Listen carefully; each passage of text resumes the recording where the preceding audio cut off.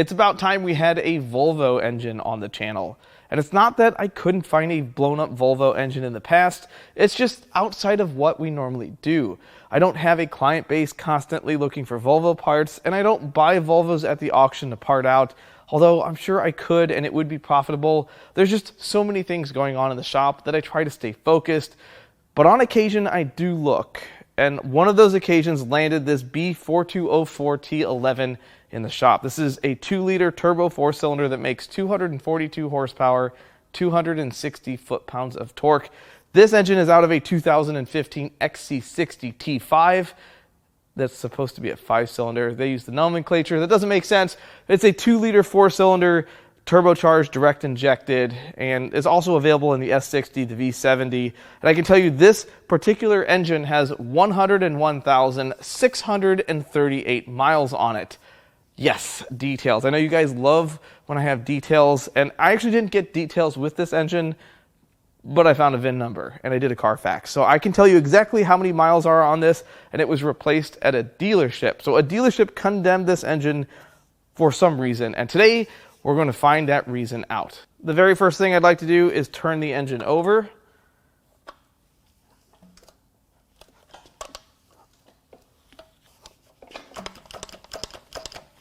I don't hear anything loose in there.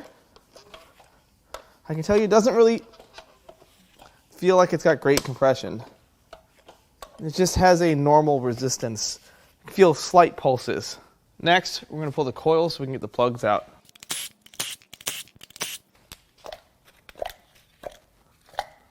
Still has plugs in it. This one was loose, so we may have a problem with that cylinder. Well, one of these looks significantly different than the other. That looks okay, that looks okay, that looks okay, that looks bad. It's got something going on with the electrode and the ceramic. I don't know what kind of fungus among us that is. But either that happened from how this engine was stored, which I suppose is possible, or there's actually something wrong with that first cylinder. Otherwise, I don't see any cause for concern. All right, now we're going to go back to turning the engine over and see how that feels without plugs in it. Maybe there is a little loose Rodney in there. Doesn't sound good. The next thing I'm going to do is try to remove the upper timing cover. Oh, there's another bolt hiding over here. And there's the timing belt. So the timing belt is an original Volvo component. It looks not brand new, but I don't see any signs of failure. It looks pretty good. It's interesting they use composite cam gears, or at least the hubs of them are. Pretty interesting design all in all. Next, we're going to focus on the turbocharger. We're going to go ahead and remove that. This looks like a coolant line, which is odd because this is plastic. I can't imagine a coolant feed line for a turbo being plastic, but here it is. Something else interesting, this coolant line has a clamp on this side, a clamp here, and then it has an extra. They just gave you one in case this one walks off. We're going to pull this off the turbo. See how difficult that is to get out. I don't know why I'm trying this by hand. Blue. Not really a way to get this out. Maybe I have to get the clamp off of this line first. This line has some heat resistant wrapping. That was violent.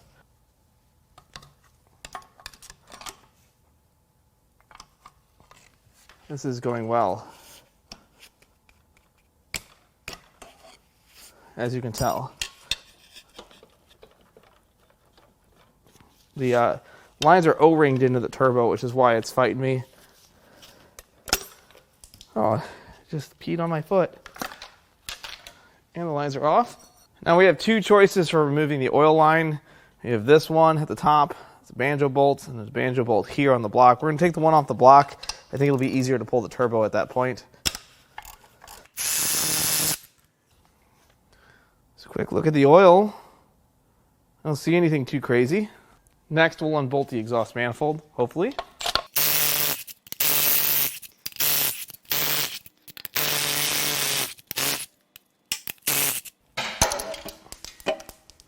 And now we just have this vacuum line that I forgot about. It's fine. See, it comes right off. And then the oil return line, we just have to pull it out of the block, I think.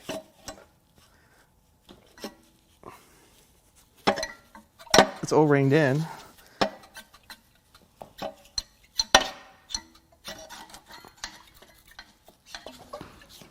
That wasn't violent. That was violent. So a quick look at the impeller. Spins nice. No abnormal play. A little bit of play, but the wheels don't hit the housings. So that's nice. Don't see any torn up fins. Doesn't look like it sucked in any debris. The exhaust side is wet though. Unless that's just the appearance of the casting. That looks pretty wet. Is that a crack? That couldn't be a crack, could it? No, I think that was just some residual. We're just going to say that that was not like a problem or anything. Wastegate flapper, nice and tight. I did notice that when you get to this side of the turbo, this connector is broken off, but it looks like that part's easy to change. It's hard to say whether this turbo would be worth selling. I don't know the value of these parts at all, but at the very least, I think it would make a good core. So this engine came without an intake manifold. So let's take a look at the intake valves if we can. That looks like rust. That's not good. Let's go to the next cylinder. Ooh, that's bad. I mean, there's no shrapnel in there, so I suppose it's better than that. But they don't look good. Look how dirty these things are. This is, of course, a direct injection engine. That one's got a little rust in it, too. I wonder what we're going to find in this thing. Now, it's really hard to see on the exhaust side what the valves look like. But you can tell there's a slight exhaust leak on this side, on that cylinder, and that one had a pretty good size exhaust leak right there. Next, we're going to remove the injectors, but first, this high pressure line, make sure there's no pressure in it still, please. No, we're good. Figured it'd have been too long. Now unbolt the rail. See, these come right out. Really? This can be that easy? I don't believe it.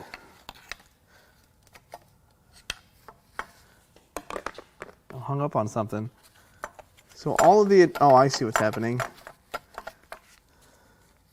need to pull, that isn't the way to do that. There we go. So the rail came out. Injectors are still very much in there.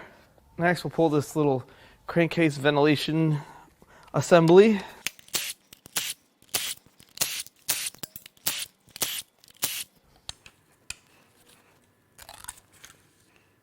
Well, there's our first look inside. That's a interesting looking piece there. I don't see anything wrong with it. And it doesn't look super clean, but the DI motor crankcase ventilation parts usually have the most amount of grime and varnish in them. I think the next thing I'm going to do is pull these variable valve timing solenoids off. We're just going to zip them out. I don't know if that's the right order, but that's what we're going to do.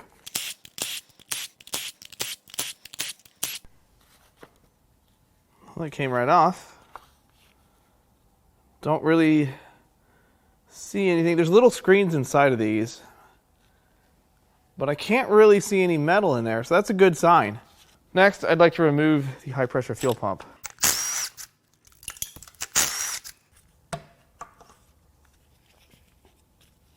Everything looks okay there.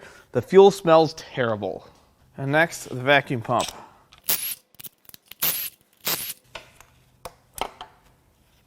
There's the lobe of the cam that drives the high pressure pump.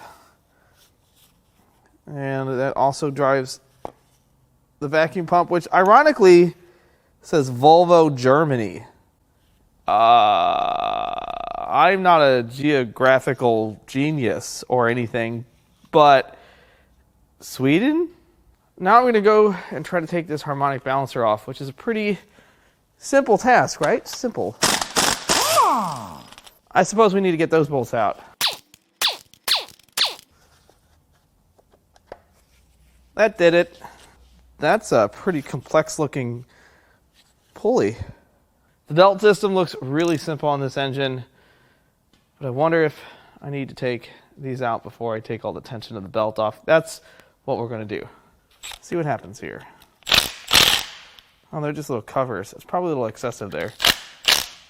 Behind those covers were some T55s.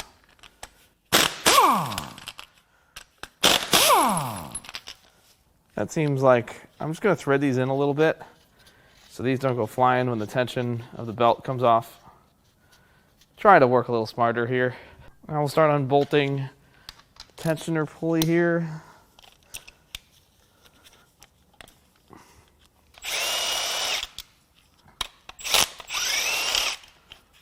And it just comes right out. Everything looks pretty good.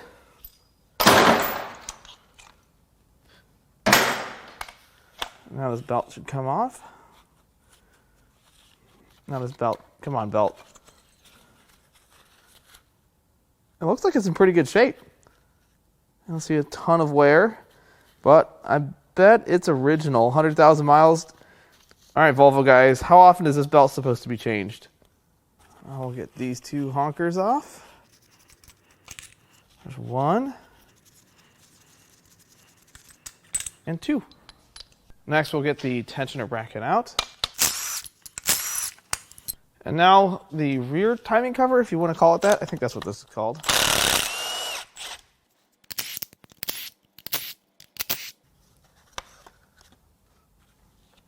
And it was broken at the very top. There was one bolt I didn't take out because it's broken for posterity. Pretty interesting casting on this side of the engine. I'm not sure what this plug is for. I'm really not sure what that's for. I would think that would just slide off here, but maybe I need a puller for that. It's splined. I hope I don't need a puller for that. Now it's time to pull the valve cover. Now Volvos and other brands use the valve cover as the cam caps. As you can see, there's a pattern to them. Here, here, here, here, so on and so forth. So there's an order here, and that's why I'm not just going to go zipping these bolts out. We're going to cram these right off.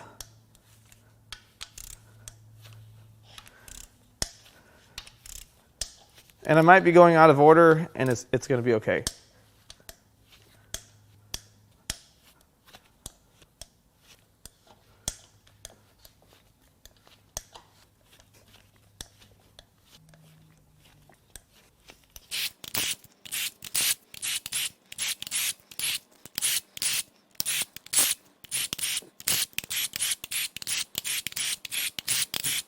Now we need to be gentle, but thankfully there's a place to pry on these.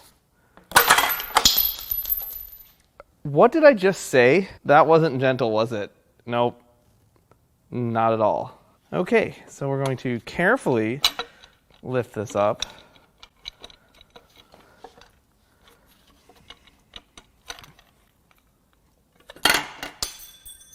That wasn't careful either. Boy, we're just wrecking things here. Ivan, I'm sorry. I don't know what I'm doing. All right, now we can pull the cams out. So where I screwed up is I didn't make sure the cam seals were released from the valve cover. When I pulled the valve cover, the cam seals grabbed the cam, slammed it back down, which is dumb, and then all the bolts flew out because I left the bolts in there, I guess for cinematic effect. Regardless, lesson learned. First one of these I've done. Now these journals look pretty good. This is the intake side. But if you notice, there's a little bit of a silvery hue there. It's not good. And then let's go to the other side, because the journals look good, and the heads on this engine, on these engines, do have value. So I'm hoping I get a good head out of this. And lots of metal glitter. It's bearing paste. We don't want to find that in here. This is the top of the engine. There are no bearings. Actually, there are bearings in the head. Look at these roller bearings on the camshafts. I kind of like this. I mean, there's virtually no resistance. And regardless whether it has oil pressure or not, these are going to move, which is nice. Obviously, they need oil and some kind of lubrication. Journals look pretty good. But the cams, man, I wonder what causes that. Varnish on the cam. You would think that the lifter bucket would be wiping that off. I would think that. Same thing on the other cam. It's really interesting. And then the valve cover / cam caps. Journals do have some wear. Nothing terrible. It is worth noting, however.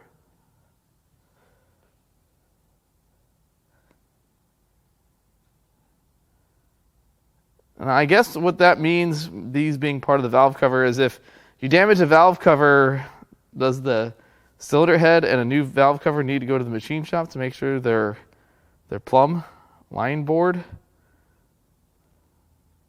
That sounds expensive. Before we get to the head bolts, we need to remove this bracket.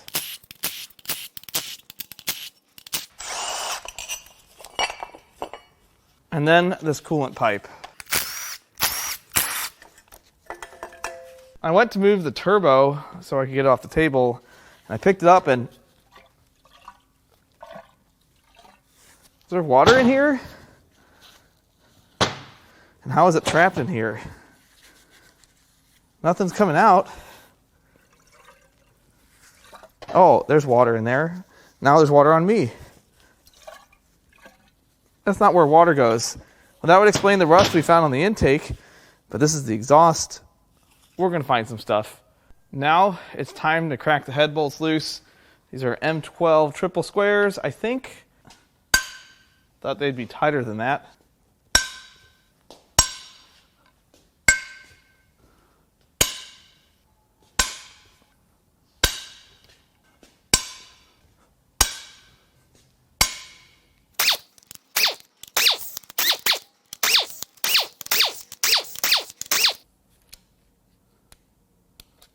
None of the head bolts want to come out. Oh, there we go. There's one. No! Stop that.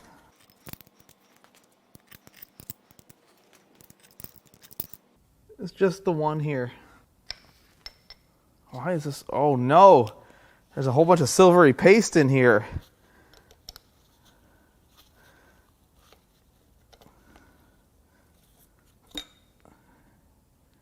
Yuck. That should be everything. The head should just come right off.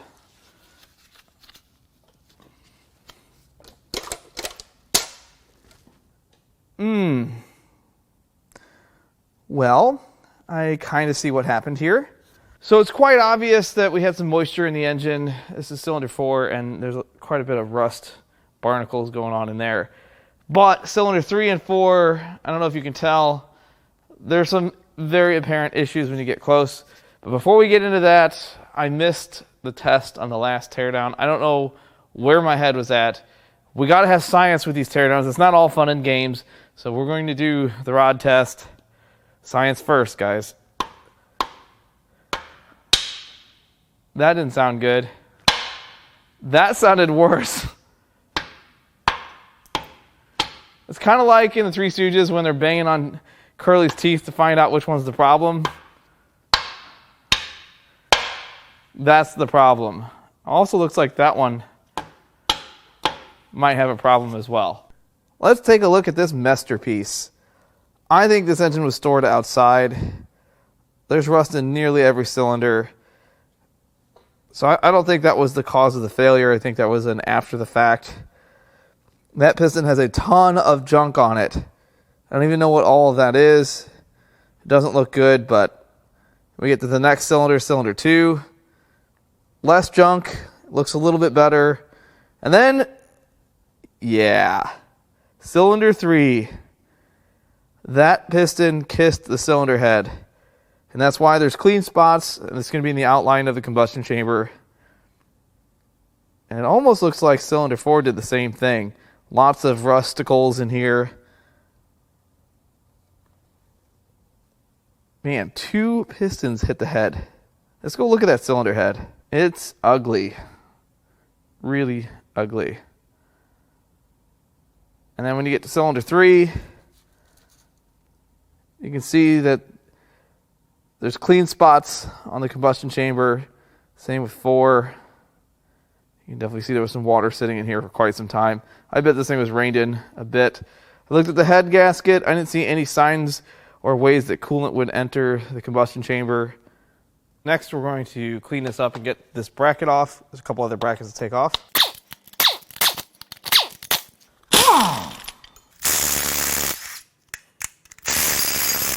Now this is a pretty interesting thing here. Now, this tube popped out of the oil pan, but this has a little cover that comes off.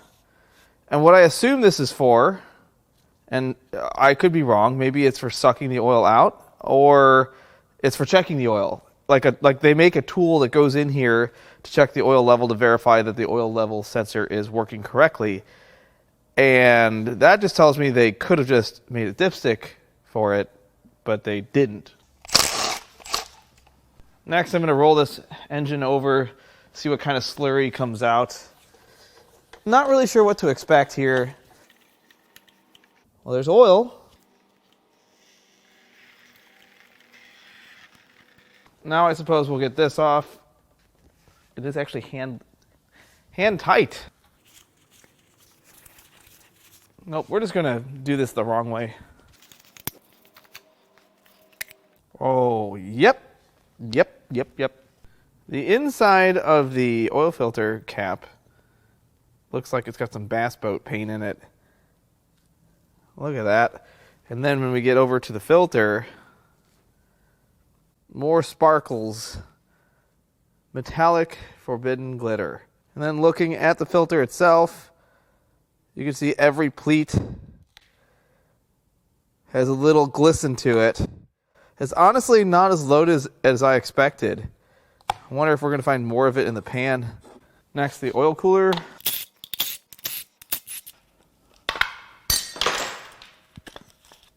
Now we'll start to unbolt the oil pan.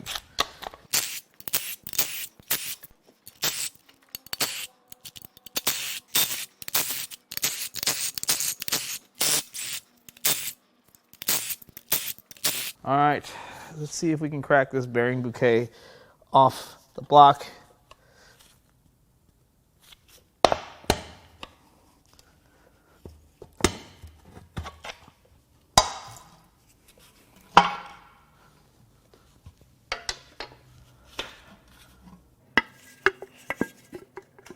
Something is keeping it from coming off.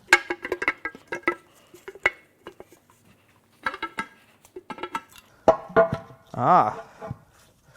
That's for the oil drain on from the turbocharger. Pour the remnants out of the pan. And, ooh, sparkles. At first glance, it doesn't look too bad, but there's the paste. It's really not as much as I expected, and there's only a few larger chunks of bearing in here. This mill must have been working for quite some time to get the pieces this fine. And the pickup screen is loaded with metal junk. I bet there's more than meets the eye. We'll take that off first. Then we'll work on this oil pump. Get this balance shaft cassette out. See. Minimal storage space in this thing. I'm not going anywhere near the chop saw. Not after what happened on the last one. Ah, there you go. You can see there's a bit more bearing material on the screen. Some of it's ending up on the table. Some of it's in the oil on this screen. Yeah, it was running for quite some time. Next, we'll remove this T45. Hopefully this is pretty easy. Oh, he just turns the engine over. Okay, impact. Perfect. Next, we'll try to unbolt this oil pump.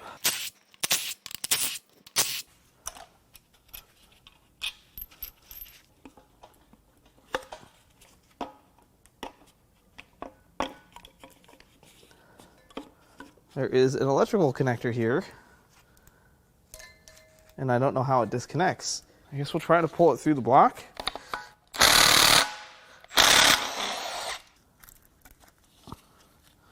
We gotta get it out of this bracket. I don't think this is gonna fit through there.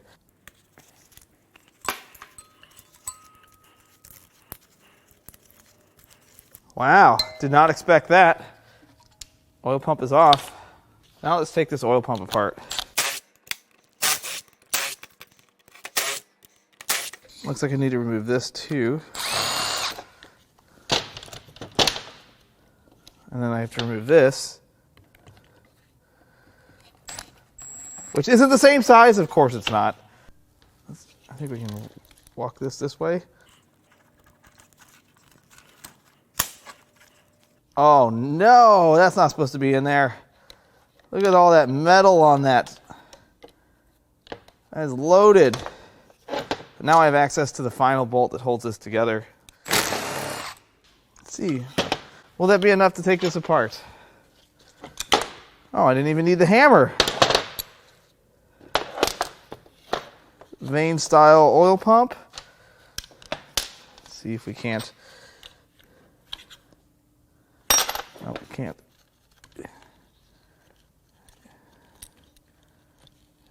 Looks pretty decent. Pull the shaft through. I'm going to get this stuff cleaned up so we can assess its condition. So these have what I would consider pretty typical wear. They're all pretty uniform. I don't see a ton of wear, but there is a bunch of debris on this. That housing clearly had some material in places it shouldn't have been. And there's a few fine scratches on that housing. But it's not as bad as this solenoid would lead you to believe. That is rough. Now for the balance shaft cassette. That doesn't really make any noise. Let's just get the impact.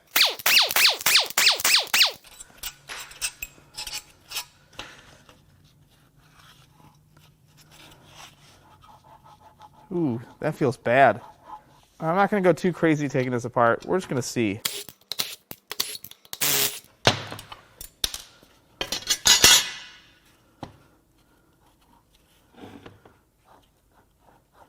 So I'm not really quite sure how this comes apart. Looks like it's all cast together.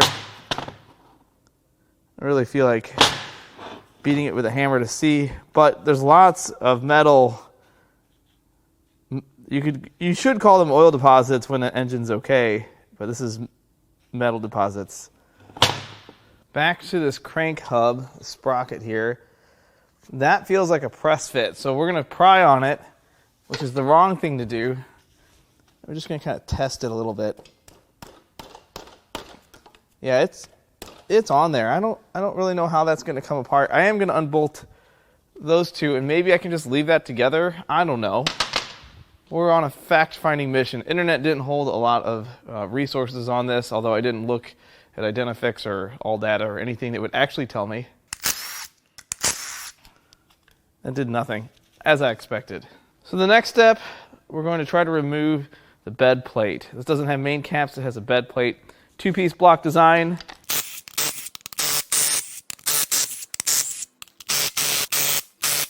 All my batteries are low, apparently.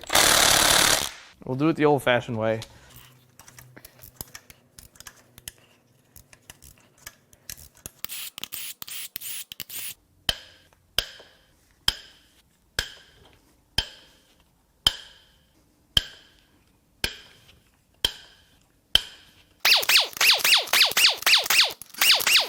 All right, now we're going to try to pry this apart. I still don't know what's going on up here, so this may not be very fruitful.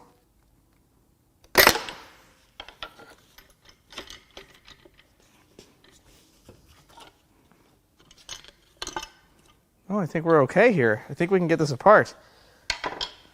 Excellent. Here's a good look at the rotating assembly, which we are going to rotate. I'll show you some problems here.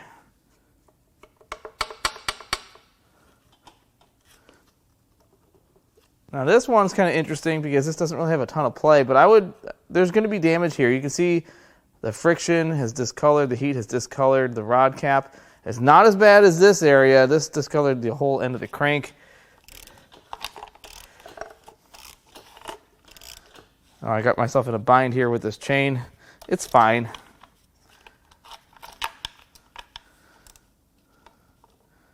It's also pretty interesting that the crank seal is this O-ring.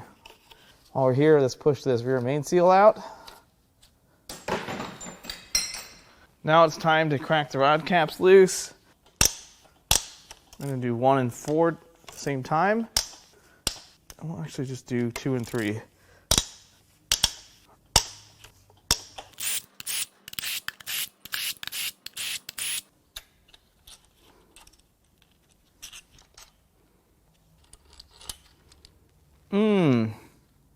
Well, that's a problem.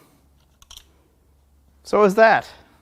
Well, there's cylinder 3's rod bearing, and you can definitely see that that is spun and ground down to virtually nothing. And moving over to cylinder 4, same story. This crank is trashed. Technically, we should be able to pull the crank out, so that's what we're going to do, I think. Before I pull this apart, I wanted to show you guys how those bearings rolled over on top of each other.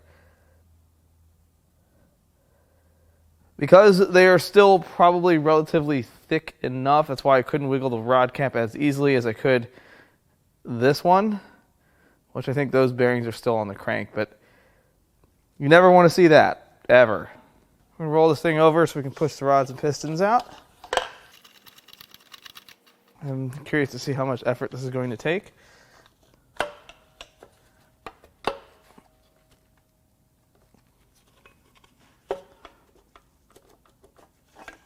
Not too much. These things practically slide right out.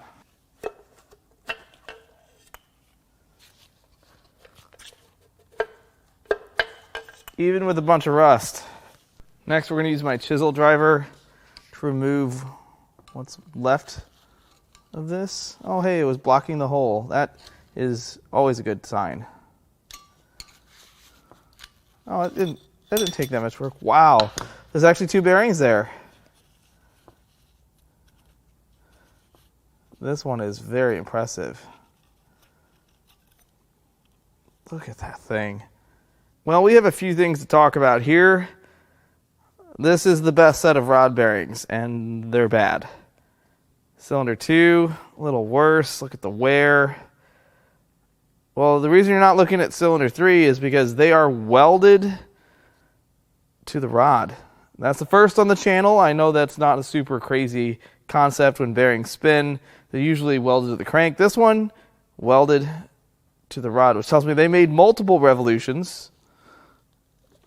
And you can see the discoloration in the rod. This one is also really impressive because these bearings are literally just razor thin. I mean, they don't even sound like bearings.